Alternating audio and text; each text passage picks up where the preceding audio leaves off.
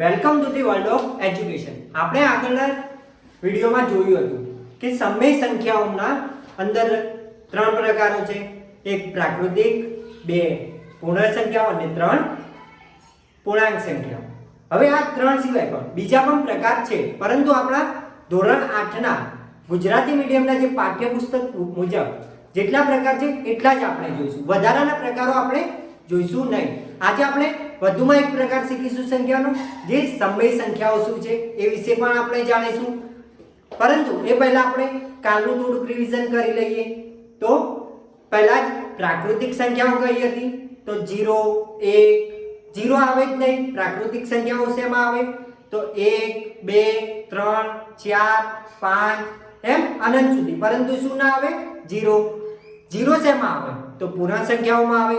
0 1 2 3 4 5 એમ અનંત સુધી હોય છે।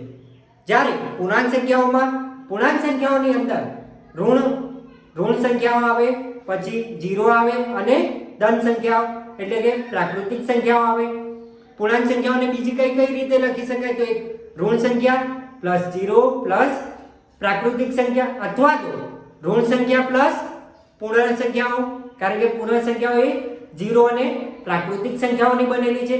હવે આજે આપણે થોડુંક આગળ કાલે આપણે એ પણ વાત કરી હતી કે પૂર્ણ સંખ્યાઓ માટે આપણે સમૃદ્ધતાનો ગુણધર્મ જોયો હતો કે તે સમૃદ્ધ થાય છે કે નહીં।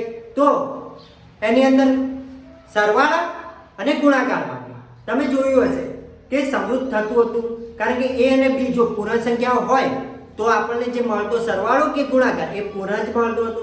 જ્યારે ભાગાકાર અને બાદબાકીની ક્રિયા માટે એવું નહોતું બનતું, એટલે કે પૂર્ણ સંખ્યાઓ ભાગાકાર અને બાદબાકીની ક્રિયાઓ માટે શું હતું? સમૃદ્ધ ન હતું। આજે આપણે જેની વાત કરવાની છે પૂર્ણાંક સંખ્યાઓ। પૂર્ણાંક સંખ્યાઓ એક સમૃદ્ધતાના ગુણધર્મ દર્શાવે છે, પણ સરવાળા, બાદબાકી અને ગુણાકાર અને ભાગાકાર માટે એ સમૃદ્ધ છે કે નહીં એ આપણે આજે જોઈશું આજના લેક્ચરમાં। હવે પૂર્ણાંક સંખ્યાઓ શું હતી? -n થી +n, એટલે કે -n ઋણ સંખ્યાઓ -2 -1 એમ અનંત સુધી, પછી 0 1 2 એમ અનંત સુધી। હવે ઋણ સંખ્યા +0 પ્લસ પ્રાકૃતિક સંખ્યા, અથવા તો ઋણ સંખ્યા પ્લસ પૂર્ણ સંખ્યાઓ લખી શકાય। હવે આપણે સરવાળાની ક્રિયા માટે પૂર્ણાંક સંખ્યાઓ સમૃદ્ધ છે કે નહીં એ ચકાસીએ। પહેલા તો એ ચકાસવા માટે આપણે થોડાક એક્ઝામ્પલ લઈએ। એક્ઝામ્પલમાં જોઈએ તો 4 - 7 બરાબર કેટલા થાય છે? -3। પણ કઈ રીતે -3? તો 4 માંથી 7 બાદ ના થાય, પણ 7 માંથી 4 બાદ થાય એટલે 3, ને મોટી સંખ્યાની નિશાની એટલે કે -3। 4 + 8 બરાબર 12। એ પણ આપણી -3 એ કઈ સંખ્યાઓમાં આવે છે? તો પૂર્ણાંક સંખ્યાઓમાં -3 આવે છે, તો આપણી પૂર્ણાંક સંખ્યા થઈ। પૂર્ણાંક સંખ્યા એ જ રીતે 4 + 8 બરાબર 12। આ પણ આપણી કઈ સંખ્યા છે? પૂર્ણાંક સંખ્યા। -8 + 13 કેટલા થાય? 13 માંથી 8 બાદ કરીએ તો 5, એ પણ આપણી પૂર્ણાંક સંખ્યા। એ જ રીતે 4 માંથી આપણે 8 બાદ કરીએ તો આપણને જવાબ શું મળે છે? -4, એ પણ આપણી પૂર્ણાંક સંખ્યા જ થાય છે। આ પણ આપણી પૂર્ણાંક સંખ્યા જ છે। આમ તમે અહીંયા જોશો કે જો હું આને a કહી દઉં અને આને b કહી દઉં, આને હું a કહું અને આને હું b કહું, તો તમે જોશો કે a અને b બંને પૂર્ણાંક સંખ્યાઓ છે, અને એમનો સરવાળો કરતા પૂર્ણાંક સંખ્યાઓનો સરવાળો કરતા આપણને શું મળે છે? આ પણ અહીંયા -7 છે અને આ સરવાળો કરે છે, બરાબર? a અને b પૂર્ણાંક સંખ્યાઓ છે અને બંનેનો આપણે સરવાળો કરીએ છીએ તો બંને પૂર્ણાંક સંખ્યાઓનો સરવાળો કરતા આપણને શું મળે છે? પૂર્ણાંક સંખ્યા જ મળે છે। એટલે કે સરવાળાની ક્રિયા માટે પૂર્ણાંક સંખ્યાઓ એ સમૃદ્ધ છે। હવે આપણે આગળ જોઈશું કે બાદબાકીની ક્રિયા માટે સમૃદ્ધ છે કે નહીં પૂર્ણાંક સંખ્યાઓ, પરંતુ a અને b એ જો પૂર્ણાંક હોય તો સરવાળાની ક્રિયા માટે સમૃદ્ધ છે। હવે આપણે બાદબાકી માટે ચર્ચા કરીએ।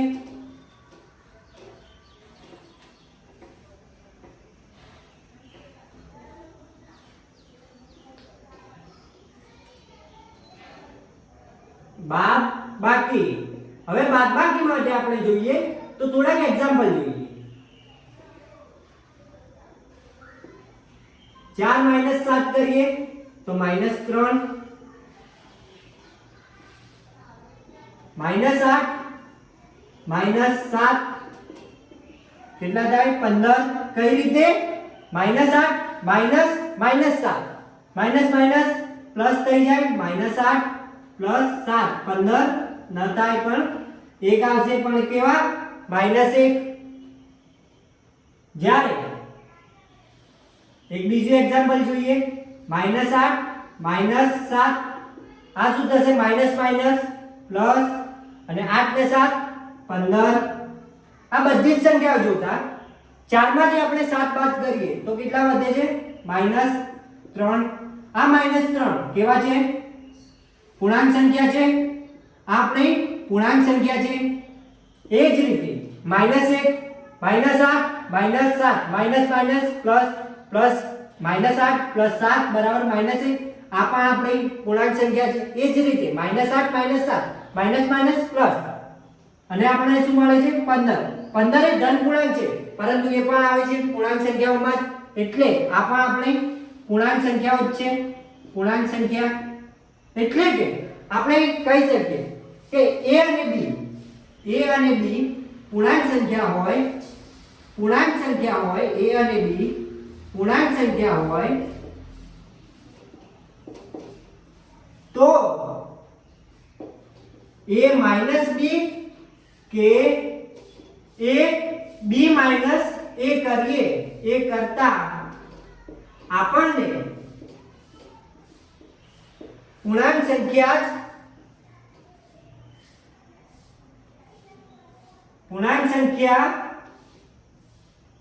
મળે છે. a અને b પૂર્ણાંક સંખ્યા હોય તો a - b કરીએ કે b - a કરીએ તો આપણને શું મળે છે પૂર્ણાંક સંખ્યા. એટલે કે બાદબાકીની ક્રિયા માટે પૂર્ણાંક સંખ્યા એ શું છે સમૃદ્ધ સંખ્યા સમૃદ્ધ છે. એટલે કે બાદબાકીની ક્રિયા માટે પૂર્ણાંક સંખ્યા એ સમૃદ્ધ છે. હવે આપણે ચર્ચા કરીશું ગુણાકાર માટે. ગુણાકારની ક્રિયા માટે આપણે સમૃદ્ધતાનો ગુણધર્મ જોઈશું. ગુણાકારની ક્રિયા માટે આપણે પૂર્ણાંક સંખ્યાઓની સમૃદ્ધતાનો ગુણધર્મ જોઈશું. ગુણાકાર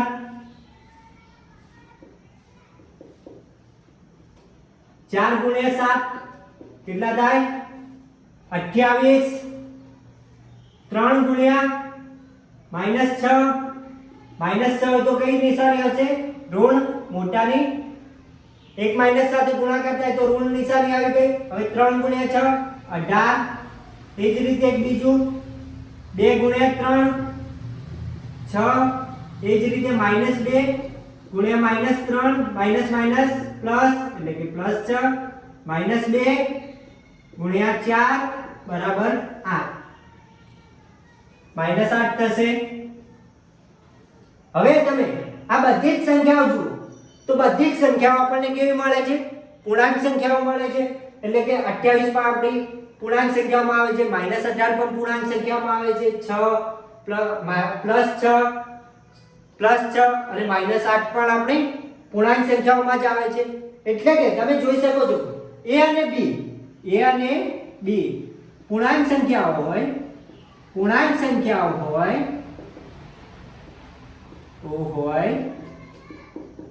તો a × b કરતા આપણને કઈ સંખ્યાઓ મળશે પૂર્ણાંક જ. a × b કરતા આપણને પૂર્ણાંક જ મળે છે. એટલે કે ગુણાકારની ક્રિયા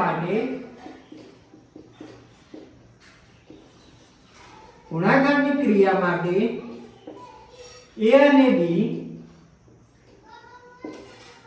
સમૃદ્ધ છે.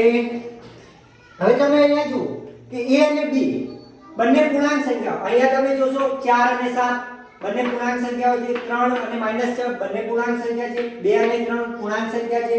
-2 -3 પૂર્ણાંક સંખ્યા છે. -2 -4 એ પૂર્ણાંક સંખ્યા છે. એટલે કે એનાથી મળતો જે જવાબ છે એ પણ આપણને પૂર્ણાંક સંખ્યાઓ જ મળે છે. એટલે કે a અને b જો પૂર્ણાંક સંખ્યાઓ હોય તો a ગુણ્યા b કરીએ, a ક્રોસ b કરીએ તો આપણને પૂર્ણાંક જ મળે છે. એટલે કે ગુણાકારની ક્રિયા માટે a અને b સમરૂપ છે. હવે આપણે આગળ જોઈશું ભાગાકારની ક્રિયા માટે. ભાગાકારની ક્રિયા માટે પૂર્ણાંક સંખ્યાઓ સમરૂપ છે કે નહીં એ આપણે જોઈશું આજે.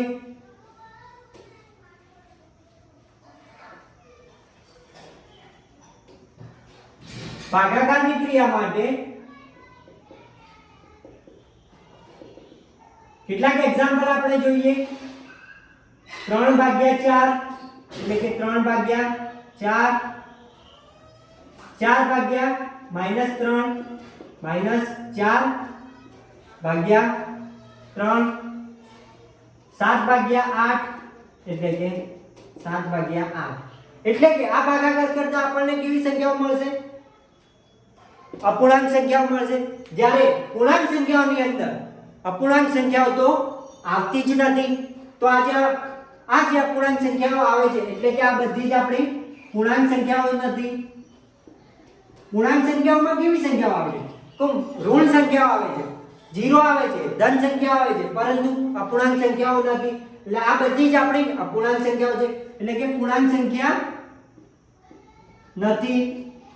એટલે કે એવું કહી શકાય કે a અને b બંને પૂર્ણાંક હોય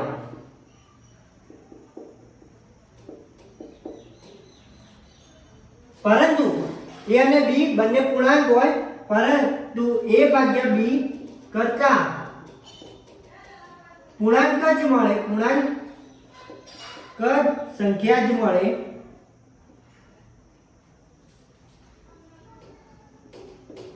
એ જરૂરી નથી.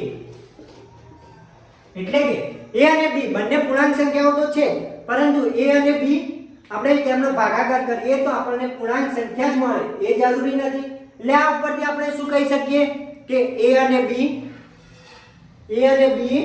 નો આપણે ભાગાકાર કરતા આપણને અપૂર્ણાંક સંખ્યા પણ મળી શકે છે અને પૂર્ણાંક સંખ્યા મળી શકે છે. એટલે કે ભાગાકારની ક્રિયા માટે ભાગાકારની ક્રિયા માટે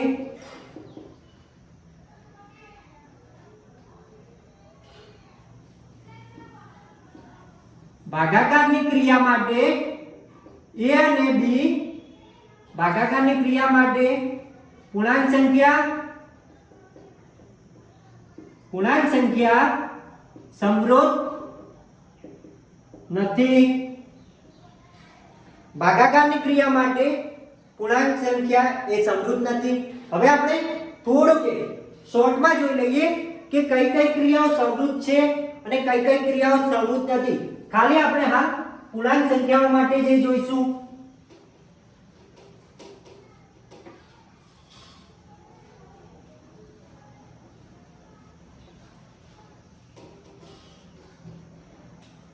ક્રિયા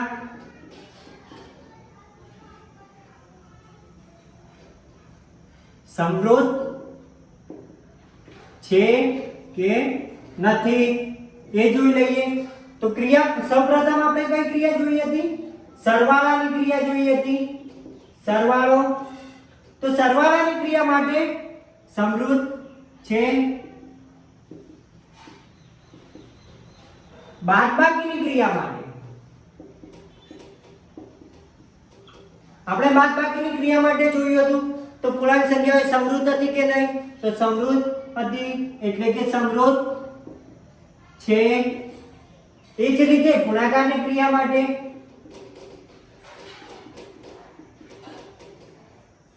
ગુણાકારની ક્રિયા માટે પૂર્ણાંક સંખ્યાઓ સમૃદ્ધ છે. એ જ રીતે ભાગાકારની ક્રિયા માટે શું હતું? તો ભાગાકારની ક્રિયા માટે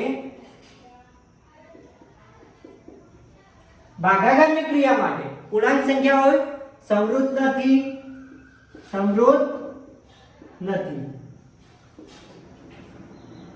હવે તમે જોઈ શકો છો સરવાળાની ક્રિયા માટે પૂર્ણાંક સંખ્યાઓ સમૃદ્ધ નથી.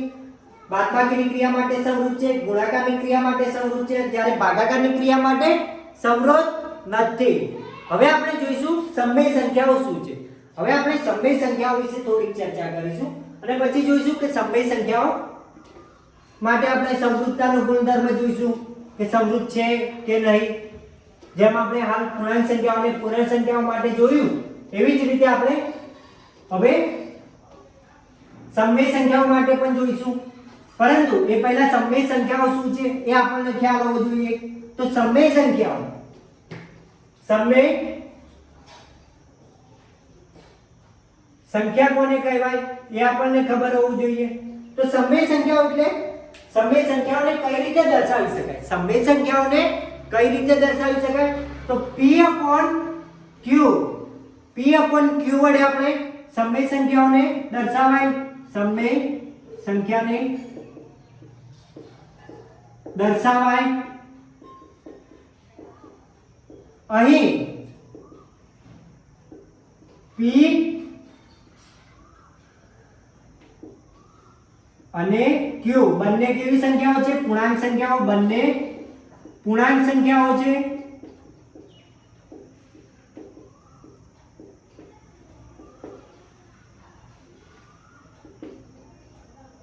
અને q ક્યારે પણ 0 ન હોઈ શકે. એટલે કે q is not equal to 0. એટલે કે p/q એટલે કે કેવી સંખ્યાઓ 2/3 4/3 પરંતુ 4/0 ના હોઈ શકે. -2/3 -4/3 પરંતુ 0 ન હોઈ શકે. હવે આવી બધી સંખ્યાઓ એક સમય સંખ્યાઓ પરંતુ આ સમય સંખ્યા નથી. સમય સંખ્યા નથી. તો સમય સંખ્યાઓમાં કેવી સંખ્યાઓનો સમાવેશ થશે? સમય સંખ્યાઓમાં કેવી સંખ્યાઓનો સમાવેશ થશે? તો સમય સંખ્યાઓને કઈ રીતે દર્શાવી શકાય? તો આ રીતે તેને દર્શાવી શકાય. 0 1/2 1/1 2 2/3 એમ અનંત સુધી. એ જ રીતે -1/2 -1 -2/3 -2/3 એમ અનંત સુધી આપણે દર્શાવી શકીએ. આ રીતે આપણે સમય સંખ્યાઓ દર્શાવી શકીએ. હવે સમય સંખ્યાઓ દર્શાવવા માટે -n થી લઈને +n સુધી 0 પણ છે પરંતુ તેમાં કેવી સંખ્યાઓનો સમાવેશ થાય છે? p/q છે. એટલે કે 2/3 1/2 -1/2 -2/3. p અને q કેવી સંખ્યાઓ છે? પૂર્ણાંક સંખ્યાઓ. એટલે કે ઋણ હોઈ શકે, ધન હોઈ શકે કે 0 હોઈ શકે. પરંતુ q ક્યારે કેવો ન હોય? 0 નહીં હોય. તેવી સંખ્યાઓને શું કહેવાય છે? સમય સંખ્યાઓ. હવે આપણે સમય સંખ્યાઓની સમૃદ્ધતાનો ગુણધર્મ ચેક કરીએ. સમૃદ્ધતા માટે આપણે સરવાળો, બાદબાકી, ગુણાકાર અને પછી ભાગાકાર માટે આપણે જોઈશું. સૌપ્રથમ આપણે સરવાળા વિશે ચર્ચા કરીએ. તો સરવાળા માટે એક એક્ઝામ્પલ છે. અહીં લખેલું એમ 3/8 પ્લસ -5/7 એટલે કે 3 × 7. સૌપ્રથમ આપણે શું કરીશું? આ બંનેનો સરવાળો કરવો હોય તો લસા લઈશું. આ લસા 8 × 7. હવે 3 × 7 અને -5 × 8 કરીશું. એટલે કે 3 × 7 કરતા આપણને કેટલા મળશે? 21. એના પછી -5 × 8 કરીશું તો કેટલા મળશે? -40 ભાગ્યા 56 મળશે. એટલે કે ટોટલ આપણે 21 + -40 કરીશું તો આપણને કેટલા મળશે? -19 ભાગ્યા 56. હવે માઈનસ કેમ? તો મોટાની નિશાની શું છે? માઈનસ. તો અહીંયા કઈ નિશાની આવશે? માઈનસ. એટલે કે -19 ભાગ્યા 56. આ આપણી કેવી સંખ્યા છે? સમય સંખ્યા છે. સમય સંખ્યા. એ જ રીતે બીજું એક્ઝામ્પલ આપણે જોઈએ તો -3/8 પ્લસ -4/5. હવે આ બંનેનો સરવાળો કરવો હોય તો આપણે શું કરીશું? 8 × 5 પછી 5 ને 3 જોડે ગુણાકાર કરીશું અને 8 નો -4 જોડે. એટલે કે -3 × 5 અને -4 × 8 લખીશું ભાગ્યા 8 × 5. એટલે કે 3 ગુણ્યા 5 -15 -4 ગુણ્યા 8 -32 ભાગ્યા 40 એટલે કે -15 -32 ભાગ્યા 40 એટલે કે -15 અને -32 બંનેનો સરવાળો થશે અને સાઈન આવશે માઈનસ એટલે કે -47 ભાગ્યા 40. હવે તમે જોઈ શકો છો a અને b, ધારો કે a અને આ b બંને સમય સંખ્યાઓ છે અને બંનેનો સરવાળો કરતા આપણને કેવી સંખ્યા મળે છે? આ બંનેનો આપણે સરવાળો કરીએ તો આપણને કેવી સંખ્યા મળી છે? a અને b નો સરવાળો કરતા જે જવાબ મળે છે, આન્સર આપણને c મળે છે. આ c કેવી સંખ્યા મળે છે? સમય સંખ્યા. આપણે a plus b કરીએ છીએ અને a અને b કેવા છે? સમય સંખ્યાઓ. તો આપણને જે મળતો જવાબ છે એ પણ કેવો મળે છે? સમય સંખ્યા. એટલા માટે કહી શકીએ કે સમય સંખ્યાઓ એ સરવાળાની ક્રિયા માટે કેવી છે? સમૃદ્ધ છે. સરવાળાની ક્રિયા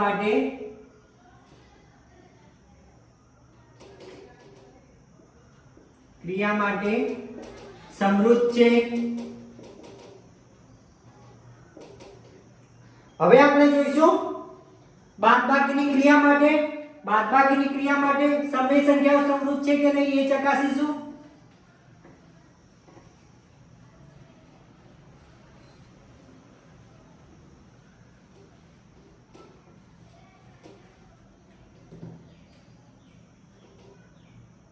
બાદબાકીની ક્રિયા માટે તો એક એક્ઝામ્પલ લઈએ. 3/5 માઈનસ 4/7.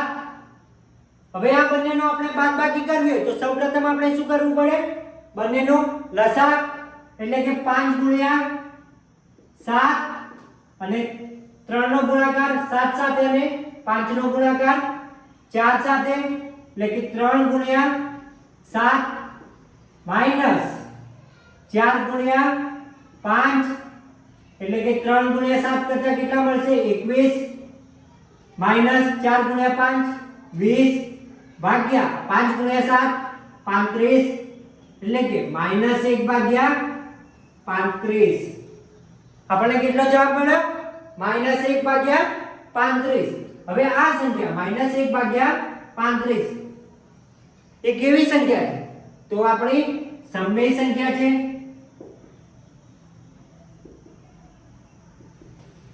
આ પણ આપણી સમય સંખ્યા છે.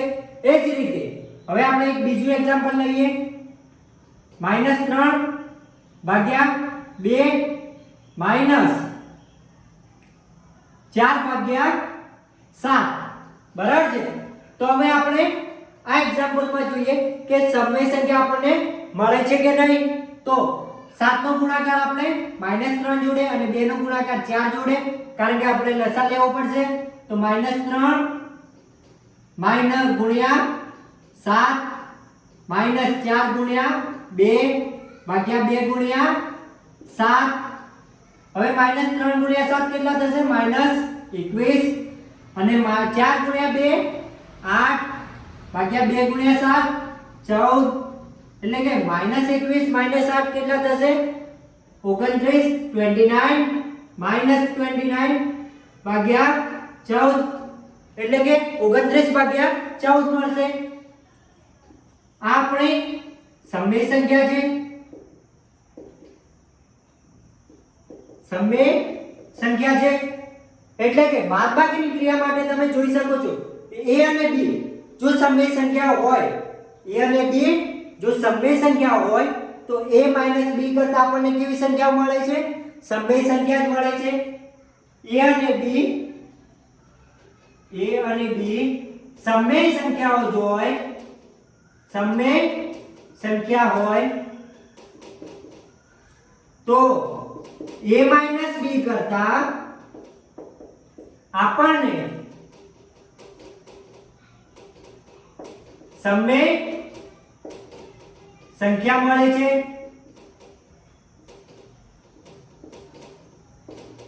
a અને b સમય સંખ્યા હોય તો a - b કરતા આપણને સમય સંખ્યા જ મળે છે. એટલે કે બાદબાકીની ક્રિયા માટે સમય સંખ્યાઓ સમૃદ્ધ છે. બાદબાકીની ક્રિયા માટે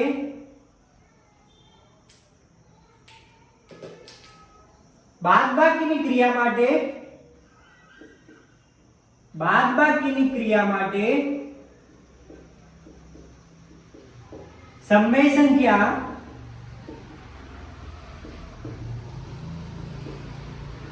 સમૃદ્ધ છે.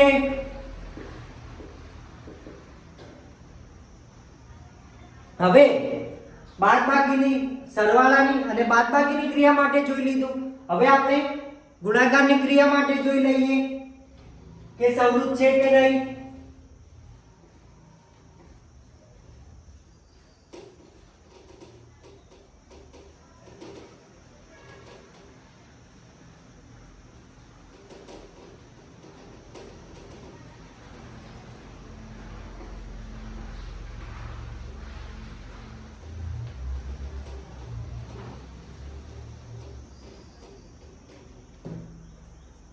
હવે આપણે ગુણાકારની ક્રિયા માટે જોઈ લઈએ.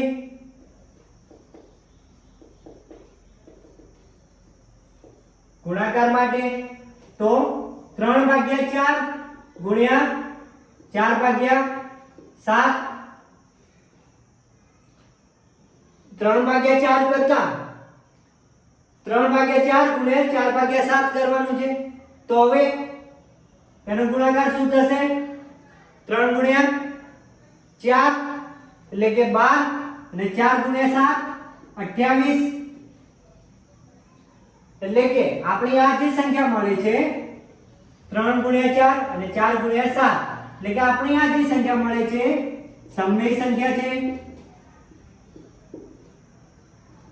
એ જ રીતે -3/2 ગુણ્યા -4/8 એટલે કે 3 4 12 પણ નિશાની પ્લસ થઈ જશે માઈનસ માઈનસ અને 2 ગુણ્યા 8 16.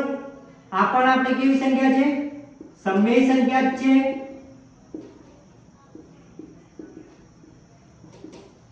એટલે કે આ ઉપરથી આપણે કહી શકીએ કે a અને b જો સમય સંખ્યાઓ હોય અને બંનેનો ગુણાકારની ક્રિયા કરવામાં આવે તો આપણને મળતી સંખ્યા પણ કેવી હોય છે? સમય સંખ્યા જ મળે છે. a અને b સમય સંખ્યા હોય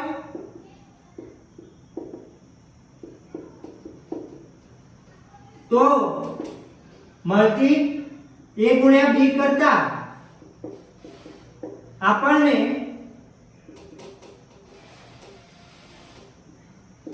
સમય સંખ્યા જ મળે છે.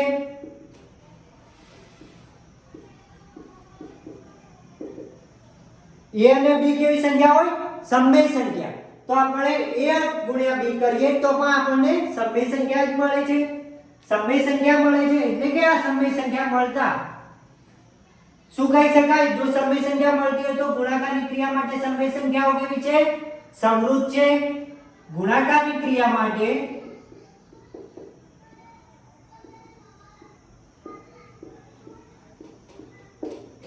સમય સંખ્યાઓ